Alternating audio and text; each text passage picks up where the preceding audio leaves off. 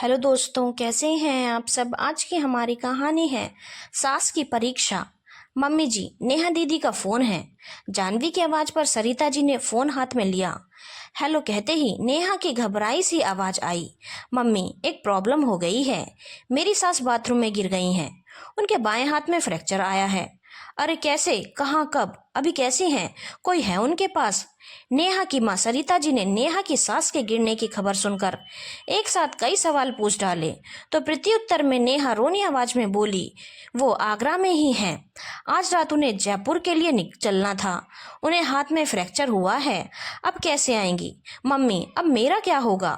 2 हफ्ते बाद पंकज को ऑस्ट्रेलिया जाना है और अगले हफ्ते मेरी डिलीवरी है।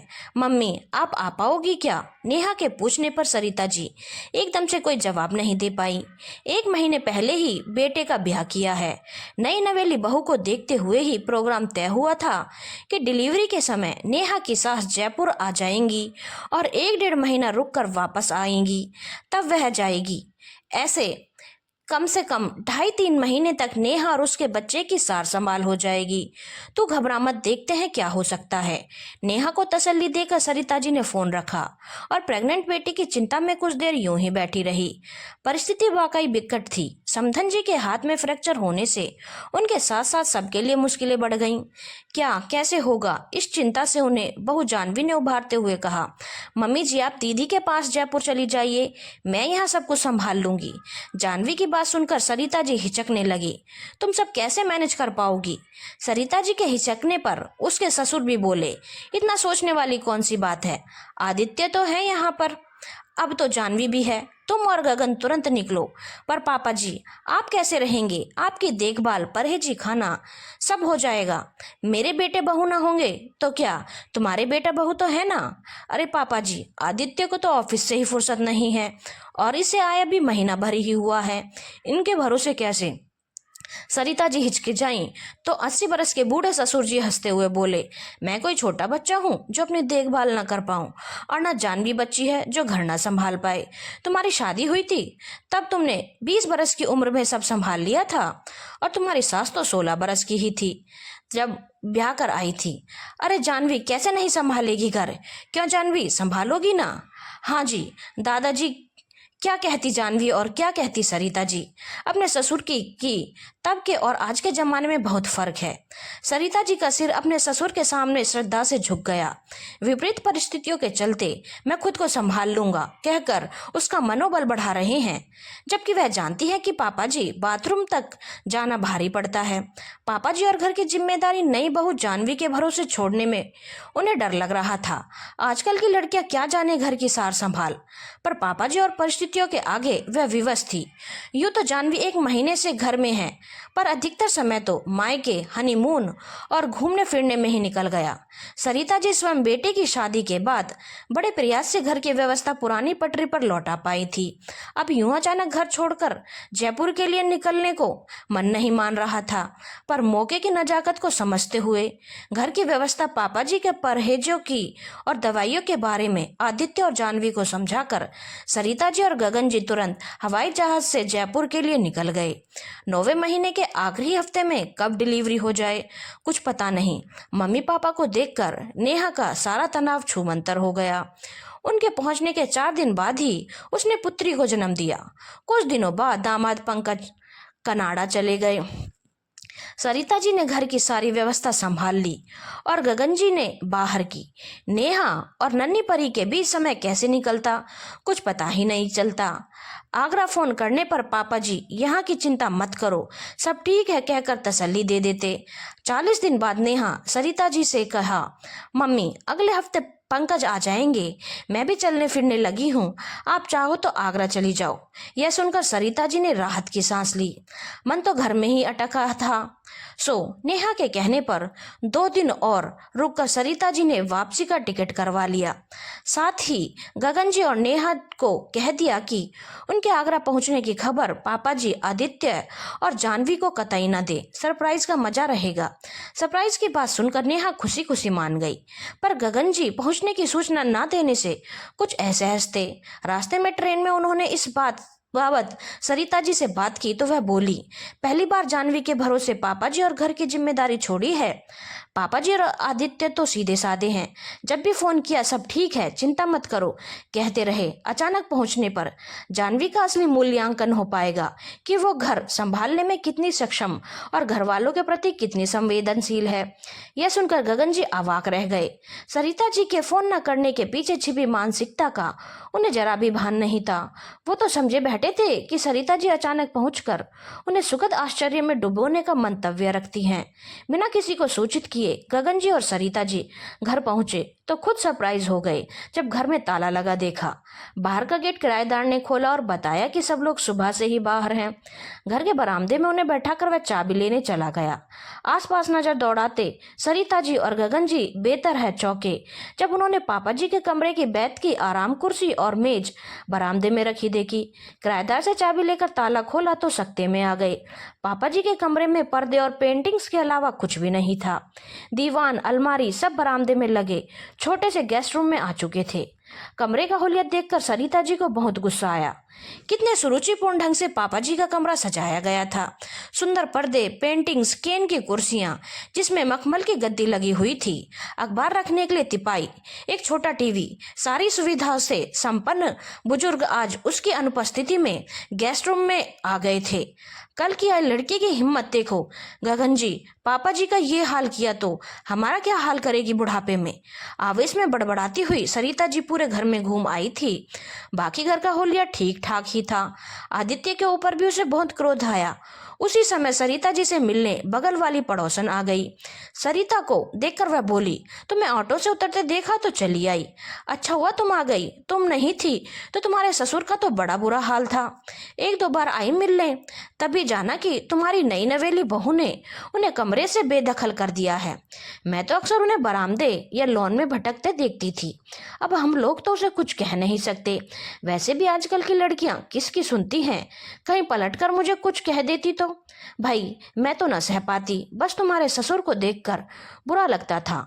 तुम लोगों ने उन्हें इतने आदर से रखा, पर तुम्हारी बहू ने तो वह बोल ही रही थी कि पापा जी की रौबदार आवाज आई, बेटा जी आप मेरे लिए इतना परेशान थी। यह जानकर बड़ा अच्छा लगा, पर अपनी परेशानी मुझसे साझा कर लेती तो ज्यादा अच्छा होता। यह सुनकर पड़ोसन हक्का बक्का रह गई और सरिता जी सर पर आंचल रखकर ससुर जी के पांव छूने लगी। आप कहाँ गए थे पापा, और अकेले कहाँ से आ रहे हैं। अकेला नहीं हूँ, जानवी बाहर है, कोई जानने वाला मिल गया है, उससे बात करने में लगी है। पर ये बताओ तुम लोग आने वाले हो, ये किसी को बताया क्यों नहीं। पापा जी ने पूछा तो गगन जी बगले झांकते हुए बोले, सरिता आप लोगों को सरप्राइज देना चाहती थी। गगन जी की बात सुनकर पापा जी कुर्सी से अपनी छड़ी टिकाते बोले, सरप्राइज तो हम अच्छे से हो गए, पर जान जाते तो तुम लोग आने वाले हो तो डॉक्टर का अपॉइंटमेंट ना लेते, घर पर ही मिलते। सब ठीक तो है पापा, गगन जी ने चिंता से पूछा तो वह बोले, सब ठीक है भाई, डायबिटीज कंट्रोल में है। पापा जी आप यहाँ कैसे आ गए, मतलब इस छोटे से गेस्ट रूम में। सरिता जी के पूछने पर वह बोले, अरे अभी इन्होंने तो बताया कि तुम्हारी बहू ने मुझे यहाँ भेज दिया। और हाँ बेटा जी, अब पापा जी पड़ोसन से मुखातिब थे। तुम जो अभी मेरी बहू के कान भर रही थी कि मुझे मेरे कमरे से बेदखल कर दिया गया, तो सोचो ऐसी हालत में तो मैं यहाँ दुखी गमगीन सा दिखता और बेटे बहू की नाक में दम ना कर देता कि जल्दी आ जाओ। सॉरी सॉरी अंकल जी, मैंने जो महसूस किया सो कह दिया। सरिता जी से दिक्कत यही है, हम जो महसूस करते हैं वह सही पात्र से नहीं कहते। तुमने जो महसूस किया उसकी चर्चा मुझसे कर लेती तो ठीक रहता। अब देखो, जैसे मैं अपने बेटे बहू से नहीं कह पाया कि मेरे बड़े से कमरे में मुझे अकेलापन लगता है, सरिता जी और गगन जी ने इस घर का सबसे अच्छा कमरा मुझे दिया, इतने प्यार से सजाया सवरा। पर मैं सच कहूँ तो कमरे से बरामदे और लॉन के बीच की दूरी के चलते आलसवश टहलना छूट गया। अरे तो ये बात पहले क्यों नहीं कही पापा जी। सरिता जी के कहने पर पापा जी भावुक होकर बोले, संकोच वश न कह पाया, कैसे कहता बेटी। जिस कमरे के पर्दे के सिलेक्शन के लिए तुम 10 दुकानें घूमी हो, जिसके डेकोर के लिए तुम घंटों नेट के सामने बैठी हो, उस कमरे के लिए कैसे कह देता कि मुझे यहाँ नहीं रहना। तू तो मेरी प्यारी बहू है, पर तेरी बहू तो मेरी माँ बन गई। वह तो सीधे ही बोली, दादाजी आप दिन भर कमरे में क्यों बैठे रहते हैं? आलस छोड़िए, बैठे बैठे घुटने और खराब हो जाएंगे। उसने मेरे कमरे से कुर्सी मेज निकलवा कर बरामदे में डलवा दिया। मैंने कहा कि लेटने के लिए कमरे तक जाना भारी पड़ता है, तो यह सुनकर तुम्हारी बहू बोली, दादाजी जब तक सर्दी है तब तक के लिए गेस्ट रूम में शिफ्ट हो जाइए। मुझे भी सही लगा। आराम करने की तलब होने पर बरामदे और लॉन से गेस्ट रूम आना सुविधाजनक था। गेस्ट रूम से लॉन बरामदा सब दिखता है। जब मन करता है बरामदे में टहल लेता हूँ। जब अच्छा हो लॉन में पेड़ पौधे फूल पत्तियां देख लेता हूँ। किराएदार के बच्चे खेलते हैं तो उनकी आवाज़ मन में ऊर्जा भर देती है। किराएदार के बच्चे नीचे खेलने आते हैं तो दो बातें उनसे भी कर लेता हूँ। छोटा वाला तो रोज नियम से शाम 6 बजे लूडो ले आता है। बुरा ना मानना बेटी, ये कमरा छोटा जरूर है पर इसमें पूर्णता का एहसास है। चलने फिरने में गिरने का डर नहीं रहता। आसपास खिड़की दरवाजे मेज कुर्सी का सहारा है। छड़ी की जरूरत नहीं। अरे वाह मम्मी जी आ गई। सहसा जानवी का प्रफुल्लित स्वर गूंजा। पैर छूते हुए चहकिए, अरे बताया नहीं आप आ रहे हैं। पता होता तो आज हम हॉस्पिटल न जाते। सरिता जी चुप रही तो पापा जी बोले, तुम्हारी मम्मी तुम्हें सरप्राइज देना चाहती थी। जानवी चहकते हुए बोली, आज सरप्राइज का दिन है क्या? मम्मी जी पता है दादाजी की सारी रिपोर्ट्स नॉर्मल आई हैं। देख लो मेरी सैर रंग लाई। पापा जी के कहने पर जानवी बोली, मम्मी जी बड़े जोड़ तोड़ के बाद दादाजी को टहलने के लिए राजी किया। रोज हम कहते टहलने को तो दादाजी आजकल कहकर टाल देते और अपने कमरे में रजाई ओढ़े ठिठुरते रहते। बस एक दिन इलाज निकाला, पापा जी की रजाई और दीवान कमरे से हटाकर यहाँ डाल दी। अब प्यासे को कुएं के पास तो जाना ही था। इस कमरे के पास बरामदा होने से इनका अड्डा यहीं जमने लगा है। बरामदे और लॉन की पूरी धूप वसूलते हैं। जानवी हंस रही थी, पापा जी मुस्कुरा रहे थे, पर सरिता जी मौन थी। उसे गंभीर देखकर जानवी की हंसी थम गई। वह कान पकड़ते हुए बोली, सॉरी मम्मी, आदित्य ने पहले ही कहा था कि मेरी हरकत पर मुझे खूब डांट पड़ने वाली है। सोचा था जब आप आएंगी तब तक जनवरी की कड़ाके की सर्दी निकल जाएगी। आपके आने से पहले सारी व्यवस्था पहले जैसी कर दूंगी, पर आप तो बिना बताए आ गई और मेरी खुराफात पकड़ी गई। यह सुनकर सरिता जी गंभीरता से बोली, बताकर आती तो मूल्यांकन कैसे करती? किस बात का? जानवी ने अचरज से पूछा। तो सरिता जी बोली, सिक्के के दूसरे पहलू का मूल्यांकन। सिक्के का एक पहलू सही तस्वीर नहीं दिखाता, ये आज जान लिया। अपने जीवन में मैंने कई बुजुर्गों को उपेक्षित जीवन जीते देखा है। जब घर बनवाया तभी सोच लिया था कि पापा जी को सबसे बड़ा सुंदर और आरामदायक कमरा देंगे, पर इस चक्कर में हमने पापा जी को कमरे से ही बांध दिया, साथ ही अकेलेपन से भी। इसका तोड़ निकालना पड़ेगा। सर्दी तक तो यहाँ ठीक है, पर गर्मियों में पुराने कमरे में रहेंगे पापा जी। पापा जी के पुराने कमरे में लाइब्रेरी शिफ्ट करके एक छोटा सा सोफा और क्वीन साइज बेड लगा देंगे। आने जाने वाले पापा जी के कमरे में बैठेंगे ताकि वहाँ रौनक भी रहे और बड़ा कमरा छोटा भी लगे और पापा जी का दिल भी लगा रहे। अरे वाह मम्मी जी, ये तो और भी बढ़िया आइडिया है। वैसे दादाजी दिन में यहाँ और रात को वहाँ सो सकते हैं। ये लो जी एक और आइडिया। गगन जी हंसकर बोले तो पापा जी बनावटी दुख के साथ कहने लगे, इसका मतलब कि मुझे दोनों कमरों की देखभाल करनी होगी? जानवी हंसकर बोली, और नहीं तो क्या, इसी बहाने आपका एक कमरे से दूसरे तक चलना फिरना तो होगा। कम से कम ये तो नहीं कहेंगे, हाय मेरे घुटना जाम हो गया। अपनी नकल करती जानवी को देख पापा जी मुस्कुराकर बोले, सरिता तेरी बहू बहुत शरारती है। यह सुनकर सरिता जी तपाक से बोली, मेरी बहू नहीं पापा जी, आपकी माँ। सब हंसने लगे। इस बीच किराएदार के बच्चे की गेंद बरामदे में आ गई। जो पापा जी 2 कदम चलने से कतराते थे, वह बच्चे की गेंद उठाने के लिए लॉन की ओर बढ़ रहे थे। सरिता जी और गगन जी के लिए यह दृश्य सुखद था। आंटी जी आप चाय पियेंगी? जानवी ने पड़ोसन से पूछा तो वह घर में काम बहुत है कहते हुए उठ गई। शायद उन्हें भी सिक्के के दूसरे पहलू का भान हो गया था। जाती हुई पड़ोसन को सरिता जी ने नहीं रोका।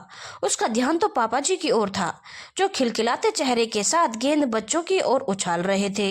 धन्यवाद दोस्तों। अगर आपको कहानी अच्छी लगी हो तो चैनल को लाइक शेयर और सब्सक्राइब करना ना भूलें।